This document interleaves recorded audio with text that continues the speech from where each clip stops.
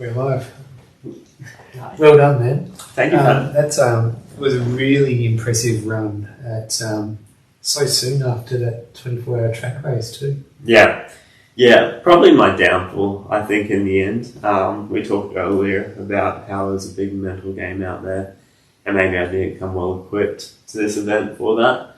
But yeah, I'm proud of the effort. I'm proud to hang around as long as I did. Yeah. I was wondering what the motivation was to run at this race. It's funny, hey, because Dead Cow was the first one I registered for. Right. So Dead Cow was a priority. It's just that I ended up getting on the list for the 24-hour invitational. And so I thought I'd slot that in a month beforehand. But yeah. Yeah. So yeah, that was the motive. Originally, Dead Cow was going to be the A race. Yeah, sure. Had because I know you ran in a backyard ultra in 2001. Had you wanted to run in one after then, between now and then? I always did. Yeah, I always wanted to come back. But there's so many cool things in this world, right? Yeah. Like there's so many gnarly races, and so I was just going through them all, but I always wanted to come back to the backyard ultra space. And actually, going back to your question, why did I pick this Dead Cow event? I thought it was really great, Tim's announcements about prize money, drug testing originally, and so I thought they were really good things for the sport. I wanted to be a part of it. So yeah, cool. And I mean, I guess your race in particular, I mean, we heard about like Sam Harvey's ran 101 yards before, James Blanton 172, Ryan Crawford 75. So you must have known it was going to go for a long time. Like, did you, before the race, were you prepared to go for that long? I think I was in my mind. That's very different when you're doing it, I suppose. And so when you're 40 hours through, and you think, well, this could go for another 1 or 2 or 3 more days, you quickly start regretting your decisions.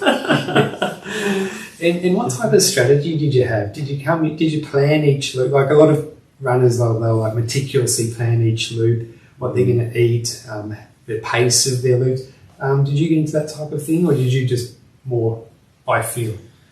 So I copied Phil. I remember Phil Gore mentioned something about how he races the day loops a little bit slower, the night loops a little bit quicker.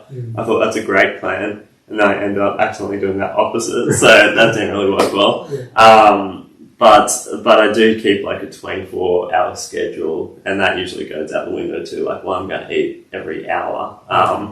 Like, I'd imagine you'd keep something like that as well. Yeah, I do keep a loop by loop thing of what I'm going to eat. Like a caffeine routine, a schedule as well. Yeah, wow. So, okay, I don't go into caffeine, but there you go. Yeah. But so no caffeine for you in this race? Only from like Tailwind and gels, like the stuff that's already based in there. I figure that's probably got enough caffeine to push me through. Yeah. And I didn't want to mess with the sleep, not that I got any of that. So. Yeah, sure. Because I go 100 milligram caffeine gel every 7 hours. Oh, okay. That kind of just keeps me going. Yeah. And it's not too much either. Yeah. If it was maybe every 4 hours, that might be too much, I think. Yeah, absolutely. Every 7 hours is alright, I think. But I'll tell you what, I probably need some naps. I'm pretty tired. I would imagine so. And you've done a great job. Oh, thanks. So yeah, what was it like running with like these awesome runners? Did you actually did they have a vibe or aura about them? Especially like someone like Sam Harvey. To me, that guy has like a X factor about him. Such a great question. It's rare that you kind of meet someone and they sort of live up to a reputation, but I found Sam was like that. Like on the first day, we were kind of bonding over because I was already saying that, I'm thinking about places I'd rather be. And he said, I had that last year, but I've taught myself strategies and how to change that thinking over time. So now whenever his mind goes there, he quickly shifts it back somewhere else. But he just had a lot of really great advice and a lot of good life lessons, I found. So yeah, I thoroughly enjoyed meeting him, and yeah, he's a pretty inspiring bloke. Yeah, I mean, I haven't really spoken to him much except for when he was on my podcast. But I was so impressed with how thoughtful and insightful he was with all of his answers to my questions and how he spoke. He's a really interesting bloke, and he's definitely the favourite. Do you think, like, to me, he's the $1.10 short price favourite. Do you think that, or do you think that the others are in there with a really hot shot? It's the first time I've seen them, like, I've raced Ryan Crawford before.